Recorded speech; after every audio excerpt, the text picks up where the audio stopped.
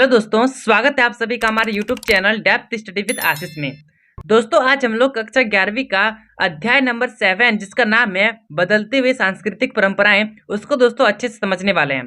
तो चलिए दोस्तों, वीडियो को स्टार्ट करते हैं और एक चीज को दोस्तों समझने का प्रयास करते हैं। इससे पहले दोस्तों मैंने जो है 1 से लेकर 6 चैप्टर तक ऑलरेडी कंप्लीट करा दिया गया है और साथ ही साथ दोस्तों आपका जो एमसीक्यू वीडियो है वो भी अपलोड कर दिया गया है। यदि आपने नहीं देखा है तो दोस्तों उसका लिंक आपको डिस्क्रिप्शन में मिल जाएगा। तो चलिए दोस्तों, वीडियो को स्टार्ट करते हैं और इसमें पढ़ना क्या है इसको समझते हैं। दोस्तों, यहाँ पे जो पहला टॉपिक है वो बताया गया है कि यूरोपीय इतिहास का विभाजन। देखिए दोस्तों, जब हम लोग भारत का इतिहास का विभाजन पढ़ते हैं तो उसको दोस्तों 3 भाग में बांटते हैं। पहला होता है प्राचीन, उसके बाद मध्यकाल, उसके बाद आधुनिक होता है। ठीक है, तो दोस्तों उसी प्रकार से यूरोपीय इतिहास का हम लोग विभाजन देखेंगे, यूरोपीय इतिहास को पढ़ेंगे तो दोस्तों उसको भी जो है 3 कालखंडों में बांटा गया है, जिसमें जो सबसे पहला है वो है प्राचीन काल, दूसरा है मध्यकाल और तीसरा है आधुनिक काल। प्राचीन काल का जो समय है दोस्तों वो आरंभ से लेकर 5वीं सदी तक माना जाता है और मध्यकाल का जो है 5वीं सदी से लेकर 15वीं सदी तक माना जाता है और 15वीं सदी से ही दोस्तों हम लोग का जो है आधुनिक काल शुरू होता है। तो चलिए दोस्तों शुरू करते हैं इस वीडियो को और यहाँ पे क्या क्या बताया गया है वो सारा चीज को समझने का प्रयास करते हैं। दोस्तों, आप चैनल पे नए हैं, चैनल को सब्सक्राइब कर लीजिए। दोस्तों, यहाँ पे नेक्स्ट टॉपिक है यूरोप इतिहास के बारे में जानकारी प्राप्त करने का स्रोत। तो दोस्तों यदि हम लोग यूरोप इतिहास के बारे में जानेंगे तो उसका जानकारी का क्या क्या स्रोत है, क्या क्या प्रूफ है, उसको दोस्तों यहाँ पे देखिए। पहला पॉइंट है अभिलेख। अभिलेख मतलब क्या होता है दोस्तों, ये मैंने जो है आपको पिछले चैप्टर में बहुत ही अच्छे ढंग से समझा दिया है। ठीक है, यदि आपको याद हो दोस्तों आप जो है कमेंट बॉक्स में कमेंट कर सकते हैं। दूसरा होता है संग्रहालय, तीसरा है दस्तावेज, चौथा है मूर्तियां, पांचवा है वस्त्र और लास्ट है भवन। ये सारों के माध्यम से, ये सारा चीज जो है इसके माध्यम से हम लोग बोल सकते हैं कि यूरोप में ये घटना हुई थी। ठीक है दोस्तों, ये क्या है हम लोग का स्रोत है। ठीक है, अब चलिए आगे समझते हैं। नेक्स्ट टॉपिक है पुनर्जागरण। पुनर्जागरण का अर्थ क्या होता है इसको समझ लेते हैं, उसके बाद दोस्तों हम लोग जो है आगे बढ़ेंगे। पुनर्जागरण को इतिहास में पुनर्जन्म, पुनर्जागृति, पुनरुत्थान आदि नामों से जाना जाता है। मतलब दोस्तों पुनर्जागरण को जो है अलग अलग नाम दिया गया है, जैसे कि पुनर्जन्म हो गया, पुनर्जागृति हो गया, पुनरुत्थान हो गया। ये तीनों जो है दोस्तों एक ही वर्ड का मीनिंग है जो है पुनर्जागरण। ठीक है, नेक्स्ट है पुनर्जागरण को अंग्रेजी में रेनेसा कहते हैं, जो फ्रांसीसी भाषा का एक शब्द है जिसका अर्थ होता है फिर से जागना। फिर से जागना मतलब पुनर्जागरण। ठीक है दोस्तों, चलिए आगे समझिए।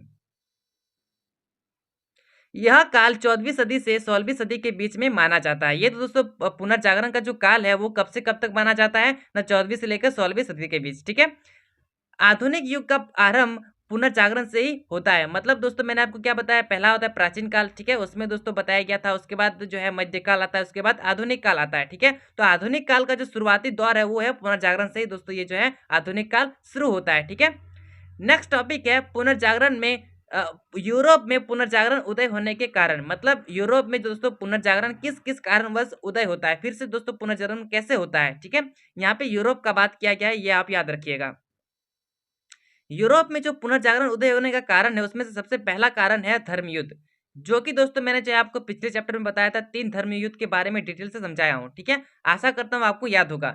ये था पहला पॉइंट धर्मयुद्ध। दूसरा था दिशा सूचक यंत्र का आविष्कार। ठीक है, तीसरा था माइक्रोस्कोप का आविष्कार।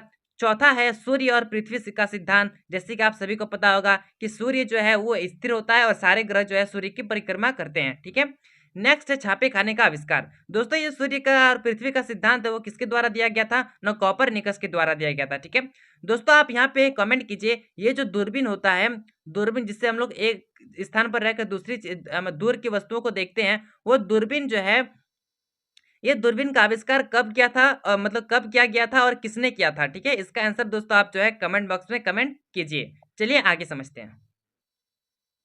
तो दोस्तों अभी तक हम लोग ने समझ लिया कि जो पुनर्जागरण है इसका अर्थ क्या होता है, मतलब फिर से जागना होता है, जैसे कि मैंने आपको समझाया। उसके बाद समझाया कि पुनर्जागरण जो है वो यूरोप में किस किस कारणवश हुआ, तो उसका दोस्तों हम लोग जो है 4-5 कारण देखें। उसके बाद दोस्तों हम लोग का जो नेक्स्ट टॉपिक है वो है मानवतावाद। ये होता क्या है, चलिए इसको समझते हैं। पुनर्जागरण की एक मूल विशेषता मूल मानवतावाद थी।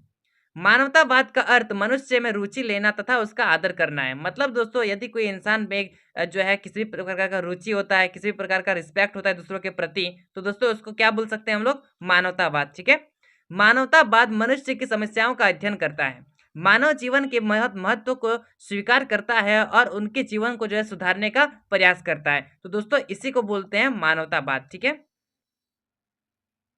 पुनर्जागरण काल में परलोक की अपेक्षा इलोक को महत्व दिया जाता है, जिसमें हम रहते हैं, और यही मानवतावाद है। मानवतावाद कहता है कि हम लोग जो है जहाँ पे हम लोग रहते हैं उसी का महत्व है, ठीक है, जहाँ पे हम लोग नहीं रहते हैं उसका महत्व नहीं है, ठीक है। ये सारा चीज दोस्तों पुनर्जागरण पुनर्जन्म ये सारा चीज दोस्तों जो है किसके द्वारा मतलब किसके तहत कहा गया है यहाँ पे, मानवतावाद के तहत, ठीक है। मानवतावादियों ने आधुनिक काल का प्रयोग 15वीं शताब्दी से शुरू होने वाले समय को कहा। जैसे कि दोस्तों 5वीं से जो 14वीं शताब्दी के बीच का ये जो कालखंड है इसको बोला गया है मध्य युग, जैसे कि हम लोग मध्यकाल समझे, ठीक है। और इससे पहले वाला को बोला गया था प्राचीन काल, ठीक है। तो दोस्तों इसके बीच में भी दोस्तों ये जो है 5वीं से 14वीं शताब्दी, इसको भी 3 कालखंडों में बांटा गया है, जिसमें से पहला है 5वीं से 9वीं शताब्दी, इसको बोला जाता है अंधकार युग। नेक्स्ट है 9वीं से 11वीं शताब्दी, जो कि दोस्तों आरंभिक मध्य युग कहलाता है।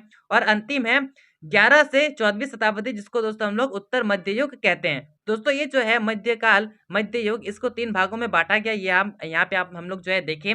और नेक्स्ट है दोस्तों वो है 15वीं शताब्दी। इसी में दोस्तों आधुनिक युग की शुरुआत होती है, और आधुनिक युग की शुरुआत किससे होती है, न मानवतावाद से होती है, ठीक है। आशा करता हूँ आपको समझ में आ रहा होगा। दोस्तों मैंने आपको समझाया था कि पुनर्जागरण है, उसका जो इंग्लिश अर्थ होता है, वो इंग्लिश का जो एक वर्ड होता है रेनेसा, उस शब्द से बना है। और वो जो फ्रांस का एक शब्द है जिसका अर्थ होता है फिर से जागना। तो ये दोस्तों रेनेसा व्यक्ति क्या होता है, रेनेसा व्यक्ति उस व्यक्ति को बोलते हैं जिस व्यक्ति में अनेक रुचियां होती है, मतलब कुछ भी करने का रुचि होता है। और दोस्तों अनेक हुनर भी होता है, ठीक है। अनेक हुनर और अनेक रुचियां जिस मनुष्य के पास होता है, जिस व्यक्ति के पास होता है, वो दोस्तों कौन सा व्यक्ति कहलाता है, ना रेनेसा व्यक्ति कहलाता है, ठीक है। रोम का वकील और निबंधकार सिसरो, जो जूलियस सीजर का समकालीन था। दोस्तों मैंने जूलियस सीजर आपको पढ़ाया था पिछले चैप्टर में। यदि आपको पता है जूलियस सीजर होता क्या है, मतलब कौन है ये जूलियस सीजर, ठीक है, इसका बेटा का नाम क्या है, या फिर ये कहाँ पर शासन क्या है, यदि आपको ये पता है दोस्तों आप कमेंट बॉक्स में कमेंट कीजिए, ठीक है। मैंने आपको अच्छे से समझाया था जूलियस सीजर के बारे में, ठीक है। चलिए आगे समझते हैं। फ्लोरेंस की प्रसिद्धि में 2 लोगों का बड़ा हाथ था। पहला था वो था दांते अलिगेहरी, जो कि दोस्तों धार्मिक विषयों पर लिखा था। और दूसरा था जोटो, जो कि एक कलाकार था और चित्रकार था, ठीक है। इसका दोस्तों यहाँ पे कालखंड दिया हुआ है, ठीक है। तो दोस्तों यहाँ पे किसका बात किया गया था ना, फ्लोरेंस, जो कि एक जगह है। यहाँ पे दोस्तों ये जो फेमस था, वो फेमस किस कारणवश था, ये 2 इंसानों के कारण फेमस था, ठीक है। उसमें से पहला व्यक्ति का नाम ये है और दूसरा व्यक्ति का नाम ये है, जिन्होंने क्या, जो कौन कौन थे, ये दोस्तों जो है धार्मिक के बारे में लिखता है, और ये दोस्तों ये जो है चित्रकार है, ठीक है। तो आशा करता हूँ दोस्तों ये सारा चीज आपको समझ में आ रहा होगा, ठीक है। अब दोस्तों हमारा जो नेक्स्ट टॉपिक है वो है कलाकार और यथार्थवाद। ये दोस्तों कलाकार क्या होता है, यथार्थवाद क्या होता है, इसको दोस्तों हम लोग जो है समझने वाले हैं। मानवतावादियों ने अपने विचारों को फैलाने में सिर्फ शिक्षा का नहीं, बल्कि कला, वास्तुकला और ग्रंथों का जो है उपयोग किया। पुराने चित्रकारों से नए चित्रकारों को जो है प्रेरणा मिलती है। रोमन संस्कृति के भौतिक अवशेषों की खोज की गई है। आगे समझिए। रोमन साम्राज्य के पतन के 100 साल बाद भी उसके खंडरों से कलात्मक वस्तुएं मिली। 1416 में दोनातल्लो ने सजीव चित्र बनाकर नई परंपरा कायम की। तो दोस्तों ये जो सजीव चित्र है इसी को बोलते हैं यथार्थवाद। यथार्थवाद उस चीज को बोला जाता है जिस चित्र में मतलब ओरिजिनल जैसा दिखता है। जैसे कि दोस्तों आप जो है किसी किसी टाइम ऐसा चित्र देखिएगा जो आपको लगेगा कि वो जो चित्र नहीं है बल्कि वो सच में वो है, लेकिन दोस्तों जब उसके सामने आप जाते हैं तब दोस्तों वो जो है चित्र लगता है, ठीक है। तो दोस्तों ये सारा चीज दोस्तों इसको बोलते हैं सजीव चित्र, मतलब इसी को बोला जाता है यथार्थवाद, ठीक है। चलिए आगे समझिए। और दोस्तों ये जो है यथार्थवाद मतलब ये जो सजीव चित्र है इसकी बनाने की जो परंपरा है वो किसने शुरू की थी, न दोनातल्लो ने शुरू की थी। और कब से कब की थी, न दोस्तों 1416 ईस्वी में, ठीक है। कलाकारों द्वारा हूबहू मूल आकृति जैसी मूर्तियां को बनाने की चाह को वैज्ञानिकों के कार्यों से सहायता मिली, ठीक है। आगे समझिए। बेल्जियम मूल के आंड्रियस वेसेलियस पादुआ विश्वविद्यालय में आयुर्विज्ञान के प्राध्यापक थे। ये पहले व्यक्ति थे जिन्होंने सूक्ष्म परीक्षण के लिए मनुष्य के शरीर की चीरफाड़ की थी। और इसी समय से दोस्तों आधुनिक शरीर क्रिया की विज्ञान की जो है शुरुआत होती है। तो दोस्तों ये जो है आंड्रियस वेसेलियस जो कि पादुआ विश्वविद्यालय का एक प्रधानाध्यापक मतलब अध्यापक था, एक शिक्षक था। ये दोस्तों सबसे पहले क्या किया था कि किसी इंसान को जो है चीर फाड़ कर दोस्तों उसके अंदर में क्या क्या चीज है दोस्तों, सूक्ष्म चीजें जो जो भी है उसका दोस्तों जो है निरीक्षण करता है, उसका जो है जांच पड़ताल करता है, ठीक है। किसका मैंने आपको नाम बता रहा हूँ, आंड्रियस वेसेलियस, ठीक है। ये कहाँ का है, न बेल्जियम का है, ठीक है दोस्तों। चलिए आगे समझते हैं।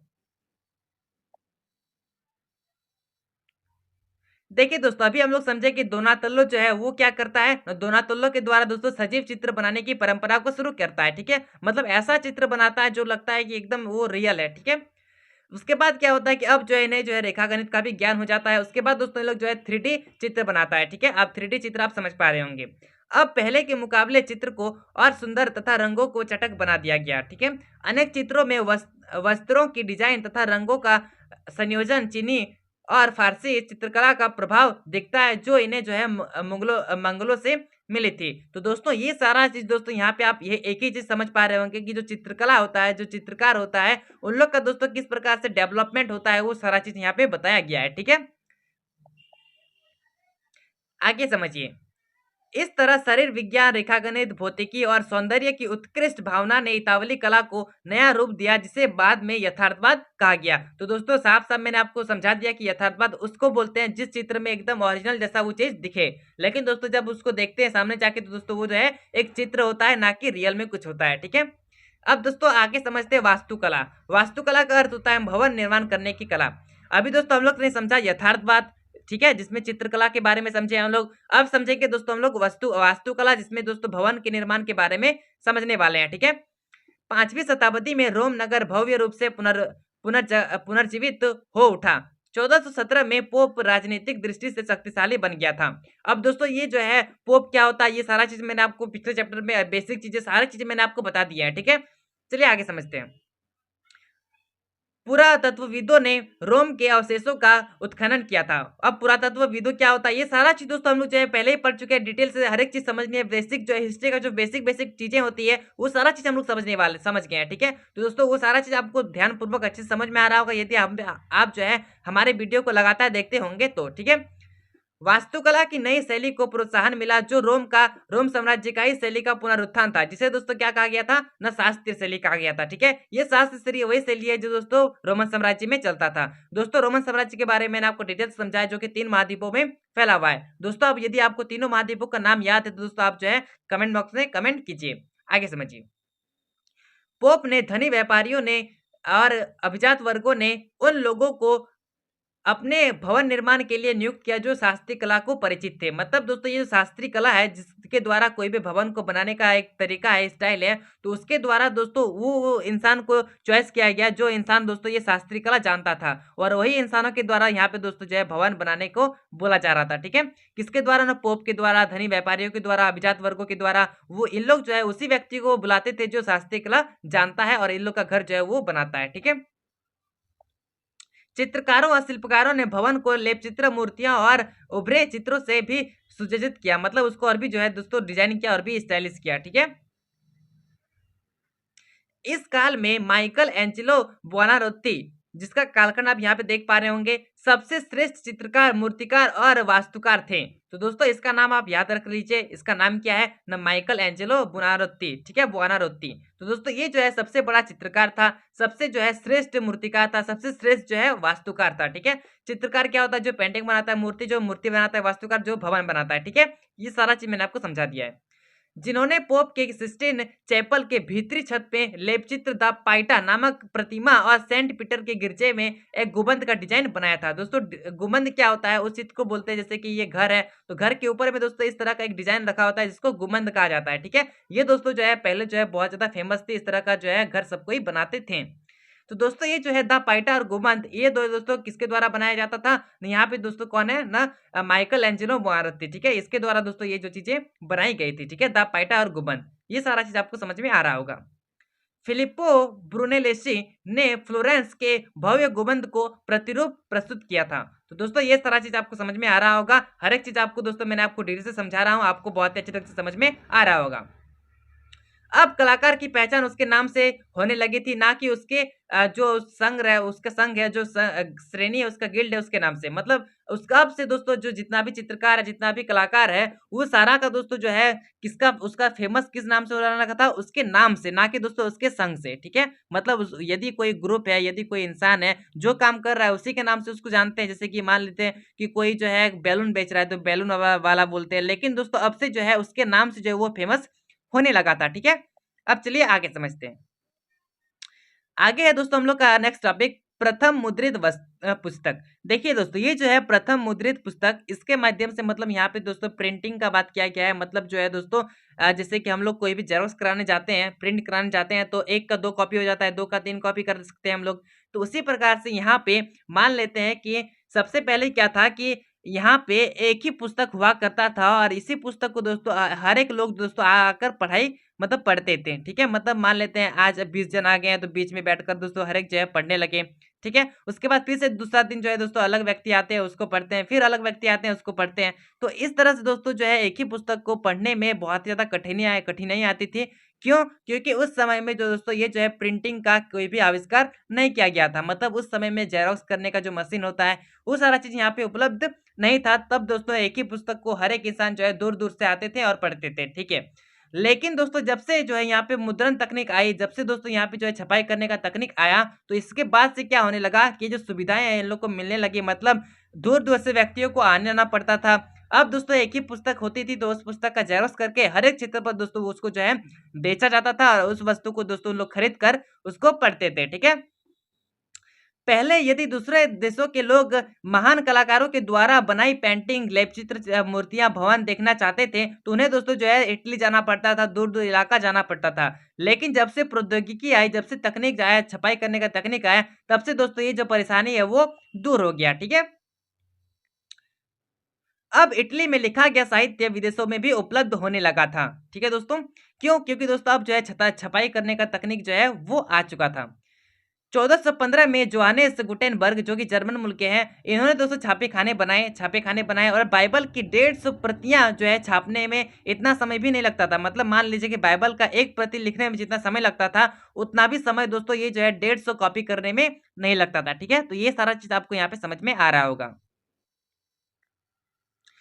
15वीं शताब्दी में अनेक लातीनी ग्रंथ का मुद्रण इटली में हुआ। अब पुस्तकें बिकने लगी थी। अब विचार मत जानकारी तेजी से जो है प्रसारित होने लगी थी। अब जो है कोई भी व्यक्ति एकांत में बैठकर पुस्तक पढ़ सकता था। लेकिन दोस्तों पहले जो है सब कोई एक साथ बैठकर पढ़ता था। लेकिन अब जो है पुस्तक की संख्या बढ़ने लगी। किसके द्वारा? ना छपाई तकनीक के द्वारा। तब दोस्तों यहाँ पे जो है बहुत ज़्यादा पुस्तक मिलने लगा और एक-एक इंसान जो है अलग-अलग पुस्तक लेकर पढ़ सकता था। ठीक है? तो ये सारा चीज़ दोस्तों छपाई तकनीक के कारण ही हो पाया था। लोगों में पढ़ने की आदत जो है वो विकसित होने लगी थी। 15वीं शताब्दी में मानवतावादी संस्कृति आल्प्स पर्वत के पार भी तेजी से फैलने लगे थे और मुख्य रूप से पुस्तक का विवरण हो रहा था। तो दोस्तों ये सारा चीज़ दोस्तों एक ही कारण हो रहा था, वो था छपाई तकनीक, ठीक है? तो आशा करता हूँ दोस्तों ये जो पार्ट 1 था हम लोग का, ये आपको बहुत ही अच्छे ढंग से समझ में आ गया होगा। यदि आपको किसी भी प्रकार का डाउट होता है तो दोस्तों आप कमेंट बॉक्स से कमेंट कर सकते हैं। अब दोस्तों हम लोग का जो है नेक्स्ट पार्ट आएगा पार्ट 2, जिसमें हम लोग का जो चैप्टर है वो समाप्त हो जाएगा। उसके बाद दोस्तों हम लोग का जो पार्ट आएगा वो है एमसीक्यू, जो कि दोस्तों ये आपके लिए आपके एग्जाम के लिए बहुत ज़्यादा इंपॉर्टेंट होगा। तो चलिए दोस्तों मिलते हैं अब नेक्स्ट पार्ट में, तब तक के लिए जय हिंद, जय भारत।